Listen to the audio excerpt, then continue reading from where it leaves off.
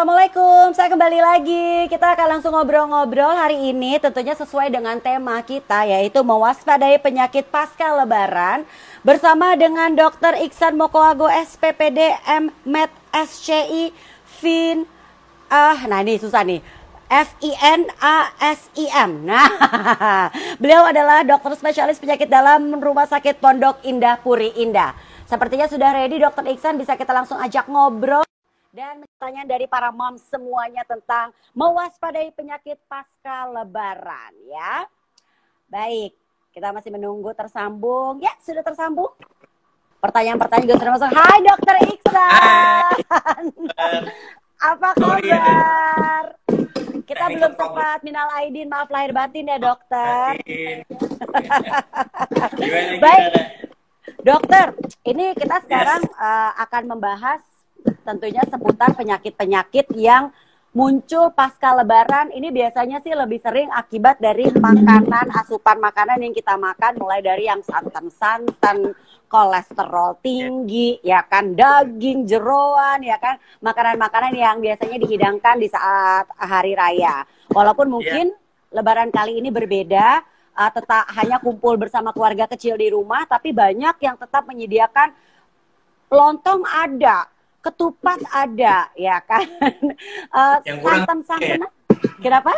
Yang kurang tamunya. Betul dokter. Kita jadi pengen tahu sebenarnya dokter, penyakit yang paling sering muncul pasca lebaran tuh apa sih? Ya, terima kasih Mbak Inci. Jadi intinya sih sebenarnya kita mungkin bagi dua dulu kali ya. Jadi antara mereka yang sebenarnya perfectly sehat sebelum pas saat lebaran itu. Iya. Sama mereka yang sudah punya penyakit menahun yang kemudian, nah ini terdampak katakanlah dengan adanya lebaran.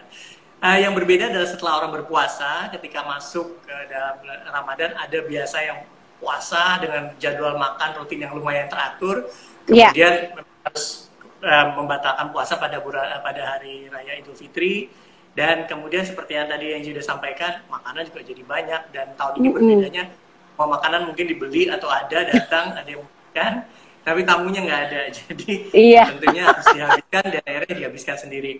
Nah sebenarnya kalau yang pada mereka yang sehat itu mungkin masalahnya lebih ke arah terkait dengan pencernaan. Jadi paling sering kalau makan, pertama yang paling gampang kalau makan makanan yang terlalu pedas barangkali, terlalu asam, ya kan, itu juga akan mengganggu. Kalau mereka yang punya gangguan lambung, mereka akan jadi merasanya ulu hatinya nyeri atau bahkan apa namanya kalau terlalu pedas bisa sampai jadi diare dan lain-lain.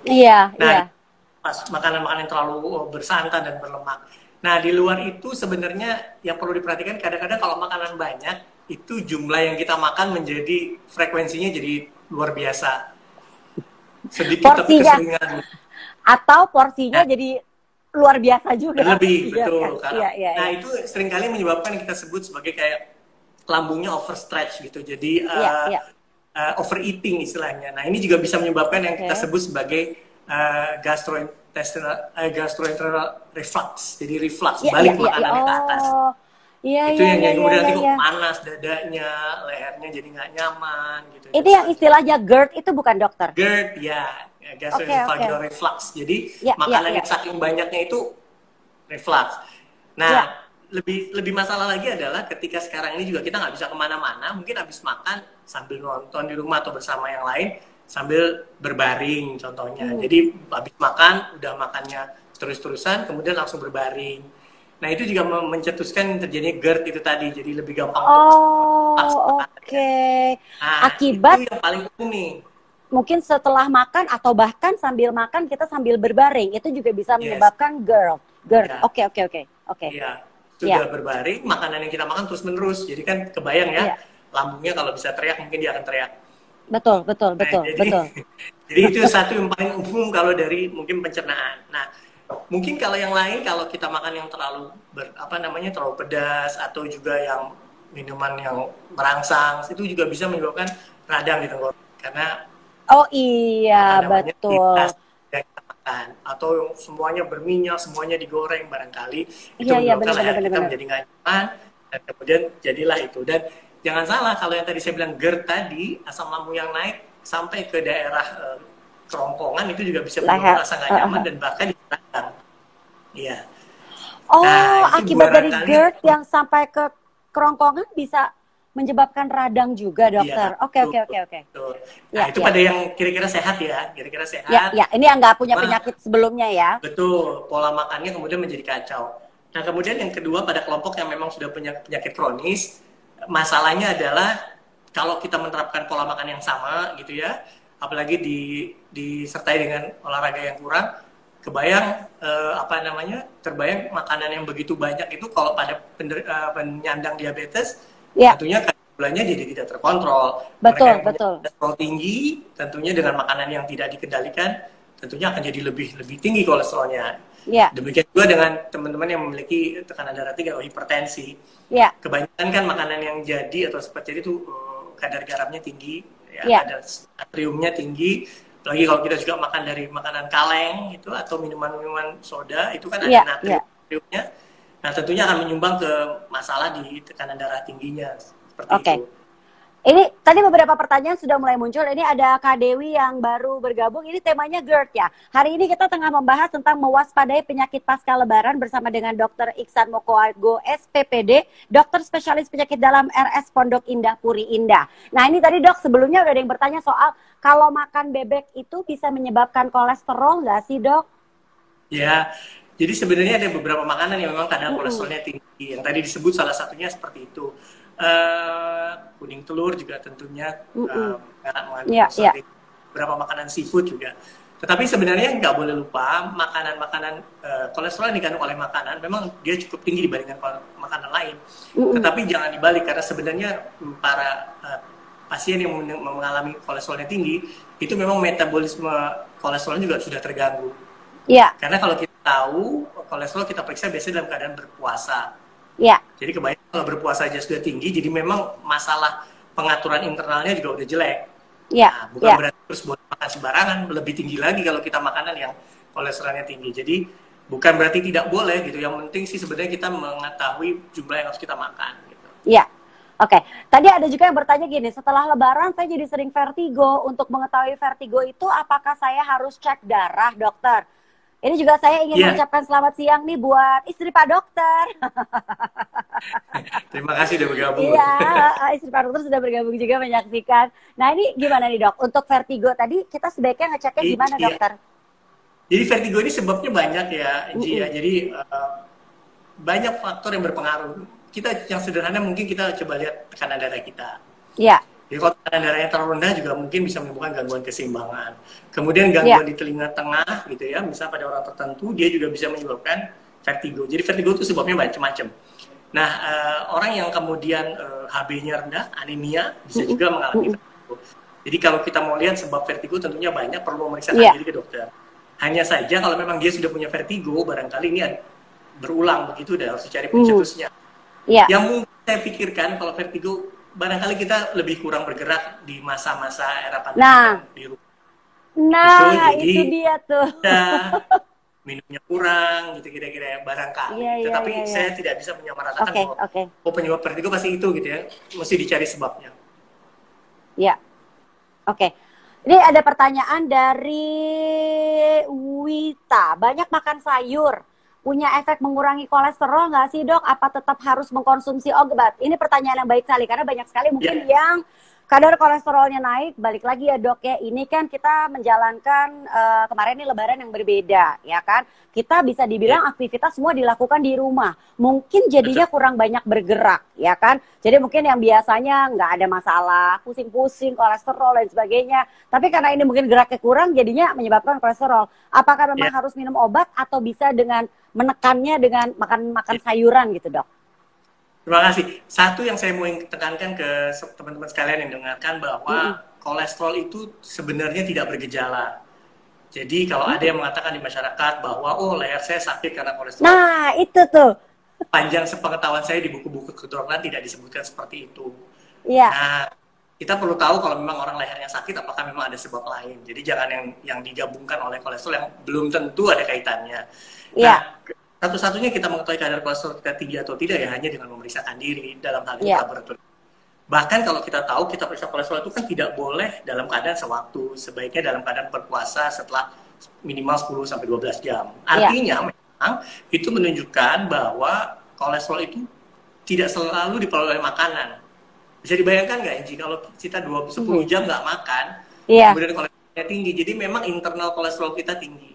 Jadi pengaturan metabolisme kolesterol kita tidak terganggu. Nah ini yang tentunya tidak bisa serta-merta hilang ketika kita tidak makan kolesterol sama sekali. Kan? Betul. Jadi kolesterol itu perlu dipahami, dia dibentuk oleh tubuh kita sebagai bahan yang penting untuk membentuk dua paling utama. Sel-sel tubuh kita itu dindingnya dari kolesterol. Yang kedua, beberapa hormon kita seperti estrogen, testosteron, steroid itu semua dari kolesterol. Jadi memang diperlukan oleh kita. Nah tentunya dalam jumlah yang tidak berlebih. Nah, ketika badan berpuasa, maksudnya puasa ini puasa persiapan pemeriksaan, dia meningkat, maka asumsinya adalah memang pengaturan mereka itu terganggu. Nah, oleh karena itu peran obat di situ penting. Walaupun bukan satu-satunya, kita juga harus tahu bahwa pasien-pasien dengan macam ini juga perlu melakukan olahraga, lifestyle modification istilahnya ya. Olahraga juga penting ya dokter ya. Olahraga dan kemudian juga mengatur pola makan yang baik gitu. Tentunya kalau kita hajar makanan yang kolesterol tinggi, yang tentunya akan lebih sulit untuk menurunkan kadar kolesterol dalam darah. Dan ini sebenarnya penyakit yang lumayan sering muncul pasca lebaran ya dokter ya, karena tadi kita makan makanan bersantan, daging-daging, jeroan, ya kan ya dokter ya. Ini pertanyaannya sebenarnya kapan terakhir periksa gitu. Yang sering kali itu orang merasa kolesterolnya tinggi, tidak pernah periksa, kemudian merasa bersalah karena makan yang banyak. Lalu kemudian, seperti itulah. Jadi betul. Jadi memang satu-satunya cara kita tahu kolesterol kita baik atau tidak adalah dengan memeriksakan dan cek lab, ya kan ya. Jadi kayak, nah berarti bisa dibilang seperti sakit leher, lalu tiba-tiba pusing, itu belum tentu gejala dari kolesterol tinggi. Bahkan kalau saya bilang cari dulu sebab lain.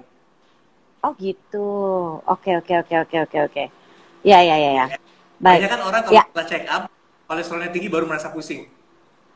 Iya benar dok. Iya benar. Karena pikiran jadinya ya. Ini sampai ada pertanyaan menarik lagi nih dari Tiffany. Dok, kalau kolesterol lagi tinggi, misalnya dari hasil pemeriksaan ketahuan bahwa memang tinggi, apa benar mengkonsumsi minuman suplemen omega 3 seperti fish oil itu bisa turun? Atau memang, ini mungkin saya sambil menambahkan pertanyaan ya, apakah memang langsung aja kita minum obat? Nah ini gimana nih dokter? Ya, jadi pertanyaan yang baik sekali. Saya sih selalu menganjurkan bahwa mengatasi kolesterol itu merupakan salah satu bagian dari gaya hidup, bukan kaget-kagetan. Jadi kalau pusing minum paracetamol gitu. Tetapi kalau memang kita punya kondisi di mana kolesterol kita terganggu, kalau dalam bahasa istilah dokternya dislipidemia, ya maka kita harus menatanya secara benar-benar gitu. Bukan hanya karena kan saya tahu di masyarakat banyak yang kalau misalkan habis pesta-pesta makanannya berantakan terus baru minum obat.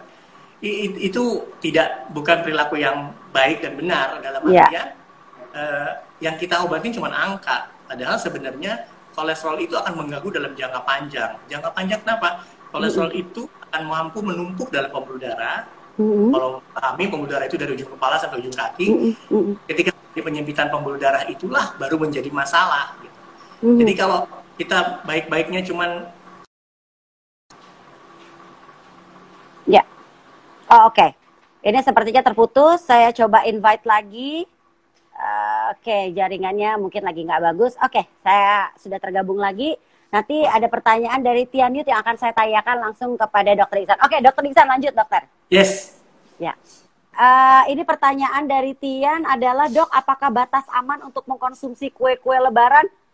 Biar gula darah tetap aman tuh apa, dokter? Ya. Bisa jadi juga begini. Apa bisa jadi adalah ini sambil saya infokan, mohon maaf saya lupa menyematkan, tema kita adalah penyakit pasca lebaran, waspadai penyakit pasca lebaran ya. Tentu saja kita masih berbincang-bincang dengan Dr. Iksan Mokoago SPPD, dokter spesialis penyakit dalam RS Pondok Indah Puri Indah. Nah balik lagi tuh dokter tentang pertanyaannya, ini kan bisa jadi gini, banyak aktivitas yang dilakukan oleh para moms di rumah di saat masa pandemi ini jadi bikin kue. Nah ini gimana nih dokter? Sebenarnya begini, kita kalau membuat kuenya kan nggak apa-apa ya, itu bagus, kita menggunakan skill dan lain. Pertanyaannya apakah semua kue yang kita buat harus kita makan? Iya. Sebenarnya itu, tadi ada pertanyaan baik tuh tentang penyandang diabetes gitu, gimana masalah boleh nggak kue? Sebenarnya kalau seorang penyandang diabetes nggak ada masalah ginjal, nggak ada masalah yang berarti lainnya, sama seperti orang normal. Dia boleh Ya, makan apa aja. Hanya saja dia harus paham ada kalori yang dia harus batasi. kalori problemnya. Iya, betul, betul, Betul. Dan betul, sebenarnya betul, orang normal betul. juga sih. Cuma kalau orang Iya, normal, betul, dia betul. mampu mengendalikan gulanya. Jadi misalkan seorang yang sehat itu mau makan berapa banyak pun dalam waktu 2 jam dia akan turun di bawah Ya, 180. ya, Penyandang ya, ya. diabetes, makan sedikit atau salah saja kalorinya, maka dia bisa naik, bisa berjam-jam, 4 jam, 5 jam. Nah, bisa dibayangkan kalau dia ngemilnya dari jam 9 pagi sampai jam 4 sore. Maka gulanya sepanjang hari nggak akan turun. Jadi Ya, bukan ya. tidak boleh makan kuenya. Jadi kalau di diabetes itu dikenal pengaturan makan. Salah satu pilar itu adalah pengaturan makan, bukan diet, Ya. tapi pengaturan makan. Jadi silakan makan, tetapi kita bisa mengatur. Mengatur dalam jumlah apa? Jumlahnya berapa, jenisnya apa, dan jadwalnya. Oh, betul, betul, betul, betul. Itu yang harus kita perhatikan ya. Jadi bukan nggak Mungkin tips boleh, gampangnya boleh-boleh gini, aja. Ji. Ya, ya. Kalau makan kue itu sudah ditaruh dulu gitu. Kita mau makan berapa, jangan dihadapin toplesnya. Dok, paling enak tuh dihadapin sama toples, sama loyang. Iya. Oke, ini ada pertanyaan mungkin berkaitan juga dengan GERD kali ya. Arifiaza, dok, kenapa perut saya suka begah ya? Itu kenapa ya? Ya, memang ada beberapa faktor. Pertama, mungkin beberapa makanan tertentu mengandung gas yang tinggi. Ya, Atau memang tidak mudah dicerna. Di lain seperti makanan-makanan yang berminyak, bersantan ya, tentunya akan lebih sulit untuk dicerna. Nah, pada orang-orang dengan gangguan lambung pun tentunya bisa menyebabkan dia akan lebih tidak nyaman. Nah, satu hal kecil yang orang sering lupa barangkali adalah, masih ingat nggak dulu kita disuruh kalau mau makan ngunyah berapa kali? 30, berapa ya dok? 2 ya, kalau nggak salah ya, Tiga saya juga puluh lupa. dua ya, ya, ya, ya, ya. Tapi basically orang lupa bahwa ketika kita masuk ke makanan di dalam mulut, mulut kita itu mengandung berbagai macam enzim Enzim, pencernaan. ya, ya, ya. Jadi pencernaan sudah mulai dari mulut. Nah, Ya, ya, bagaimana ya. kalau kita makan terlalu cepat, itu sebenarnya tidak semuanya tercerna dengan baik. Nomor satu, kalau kita tidak mengunyah dengan bagus, maka yang jelas pasti bentuknya masih cukup keras, masih cukup besar.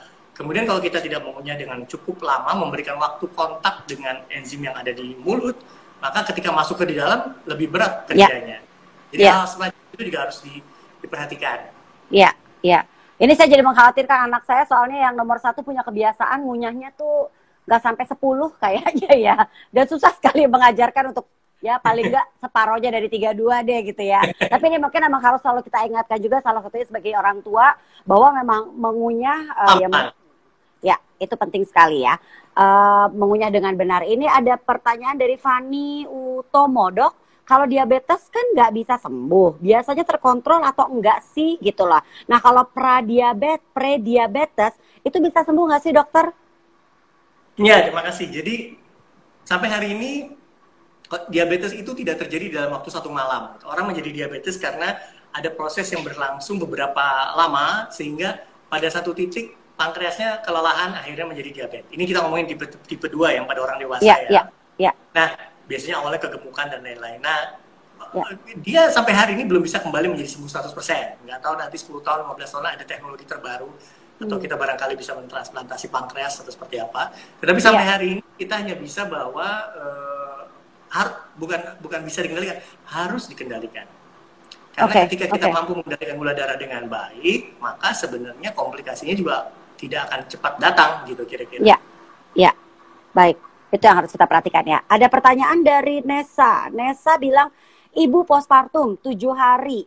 Boleh tidak makan rendang, lontong sayur, dan opor ayam? Kan itu makanan berminyak ya dok? Sebenarnya kalau terkait dengan postpartumnya saya bukan ahlinya, tapi rasanya sih kalau tidak ada masalah lambung, pencernaan, saya pikir kalau dalam jumlahnya tidak berlebih, sekali lagi tidak berlebih, tentunya tidak apa-apa. Ya. Jadi sebenarnya dalam porsi aman, ya kayak tadi semuanya dikontrol dengan baik, itu bisa harusnya sih nggak apa-apa ya dokter ya. Tapi mungkin kalau memang ada penyakit-penyakit lain yang mungkin ini kan baru 7 hari, bisa ditanyakan juga kepada dokter kandungannya, ya kan, untuk mengetahui lagi.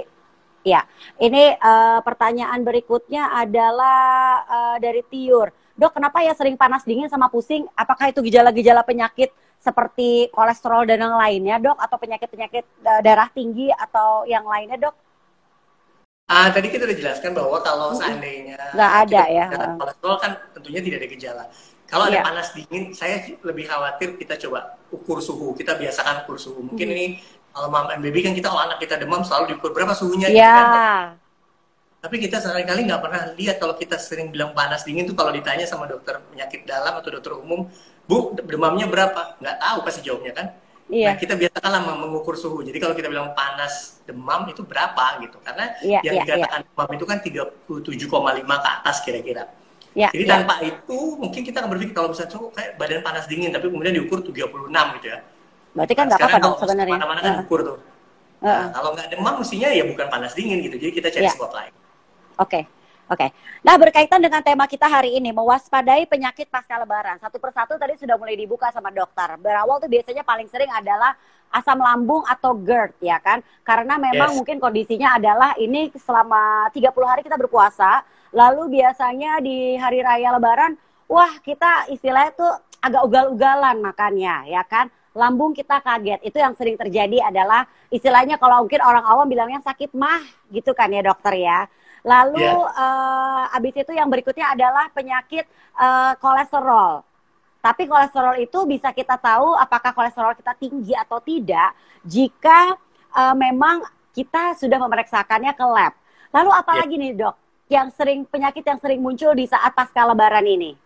Ya, tadi kembalikan pada kelompok yang sebenarnya punya penyakit kronis. Saya menggarisbawahi penting karena sekarang ini kan juga di era pandemi, orang kemudian khawatir berobat. Nah, kemudian melanjutkan pengobatan sendiri, harus berhati-hati, tetap ada pemantauan. Nah, pemantauan ini bisa dilakukan. Tentunya kan sekarang juga beberapa rumah sakit sudah mengadakan telemedicine dan lain-lain. Atau memang beberapa rumah sakit juga sebenarnya kami juga melakukan protokol yang cukup ketat untuk memisahkan pasien yang punya kecurigaan dan tidak kecurigaan. Intinya adalah jangan kemudian orang yang memiliki penyakit kronis tidak memeriksakan diri kembali. Ingat nih udah mau 3 bulan ternyata tidak pernah periksa kan? Mengkhawatirkan gitu. Kita harus mulai memikirkan bagaimana karena penyakit kronis ini tidak bisa dipantau hanya dengan perasaan kalau saya bilang baik-baik aja kok rasa-rasanya gitu ya dok. Iya baik-baik aja gitu. Nah itu harus setidaknya memeriksa diri ke laboratorium, mengkonsultasikan kembali kondisinya ke dokter, meneruskan pengobatan ada satu hal yang baik, tetapi kemudian menilai pengobatan itu apakah masih tetap tepat dan sesuai tentunya harus dikonsultasikan dengan dokter. Saya rasa itu sih yang perlu dijadikan kalau boleh jadi satu perhatian khusus pasca lebaran. Oke, dok ini ada beberapa pertanyaan yang sayang kalau tidak ditanyakan dari Aziza. Dok, saya tuh minum obat jantung. Boleh nggak sih makan kue-kue kering? Kembali lagi sebenarnya kalau obat jantung itu kan kalau sebenarnya kue kering itu tidak salah. Kue kering itu cuma tolong dipahami bahwa kue kering itu kan terbuat dari tepung dan tentunya memiliki kalori. Jadi kalau kita memakannya terlalu banyak, lagi-lagi kembali perlu nggak sih kita makan kalori sebanyak itu? Jadi kalau memang sebagai snack kecil, saya rasa sih tidak masalah. Apalagi kalau dia tidak punya gangguan diabetes. Kalau diabetes itu kan ketika kalorinya berlebih, dia naiknya jadi lebih tinggi dan lebih sulit kita lihat. Nah berkaitan dengan diabetes, ini ada pertanyaan dari Citamia. Dok, apabila orang tua atau bapaknya itu adalah penderita diabetes, kapan seorang anak perlu cek diabetes untuk mengetahui dirinya terkena diabetes atau enggak? Baik, pertanyaan yang baik sekali. Sebenarnya semua ketika kita memiliki orang tua yang menyandang diabetes, maka anaknya memiliki kesempatan memiliki diabetes juga. Dan ini seringkali di masyarakat bilang harus silang kalau ibu ke anak laki-laki dan sebenarnya tidak. Kalau kita punya resiko orang tua diabetes, maka kita punya resiko mengalami diabetes. Diabetes tipe 2 itu syaratnya cuma 2 kalau mau jadi diabetes tipe 2. Punya bakat dan bakatnya dikembangkan. Bakatnya dikembangkan adalah ketika orang menjadi gemuk berlebihan, tidak melakukan olahraga secara rutin, maka dia akan lebih mudah. Sebaliknya, mereka yang tidak punya bakat, tetapi kemudian juga gaya hidupnya seperti yang saya katakan tadi, berat badan berlebih, tidak berolahraga, maka dia bisa obesitas itu bisa mengantarkan dia ke diabetes. Nah, kalau sudah punya bakat, maka tidak ada jalan lain untuk memeriksakan diri secara rutin. Yaitu ya mungkin setelah 30, 35 gitu. Kita lihatlah kalau kondisi kita memang berat badan berlebih, periksakanlah secara rutin paket-paket pemeriksaan diabetes tadi. Karena yang perlu diwaspadai adalah mungkin belum diabetes tapi sudah masuk tadi sudah disinggung tuh kondisi disebut sebagai pradiabetes. Iya. calon diabetes. Nah, itu yang perlu lebih diwaspadai lagi tentunya. Iya, iya. Ya, jadi sebenarnya boleh kita juga memeriksakan. Usia berapa tadi dok yang sudah boleh anaknya diperiksakan? Saya rasa kalau anaknya sudah 35, 30 ke atas silakan. Atau kalau lebih muda tapi sangat gemuk, nggak ada salahnya. Oh, lihat kondisi fisiknya juga ya, berarti ya. Betul. Oke, oke. Kalau misalnya kondisi fisiknya aman, tidak perlu segera dicek juga ya dokter ya. Betul. Betul. Oke, baik, baik. Dokter Iksan, terima kasih banyak atas waktunya ya. Nanti Terima kayaknya kasih, setelah Angie. pandemi ini berakhir, kita mesti mengadakan talk show bareng, ngobrol-ngobrol lagi. Karena ini penyakit yang mungkin banyak dirasakan oleh para ibu, apalagi mungkin ibu yang dalam kondisi sekarang di rumah aja, ngurus anak, Ya, banyak menumpuk nih, quote unquote penyakit gitu yang mungkin kita nggak sadari, yang tadinya nggak ada, kayak tadi dokter bilang kondisinya sehat, tapi sekarang mungkin dengan kondisi yang berbeda ada penyakit-penyakit baru yang muncul, walaupun mungkin kita di dalam rumah aja ya kan dok, karena akibat kurang bergerak, makan makanan yang juga jadinya ya karena dekat dengan dapur jadi sering masak atau sering delivery atau menggunakan fasilitas ojek online ya kan, jadinya numpuk penyakit deh ya dokter betul, ya. betul. Terima Betul, kasih betul. banyak atas waktunya. Kita berjumpa lagi Terima di lain kasih banyak, kesempatan Angie. ya dokter ya. Salam untuk keluarga dan Oke. juga untuk para moms. Terima kasih atas pertanyaan-pertanyaannya. Dan juga terima kasih atas waktunya. Sampai jumpa lagi. Thank Bye. you. Bye.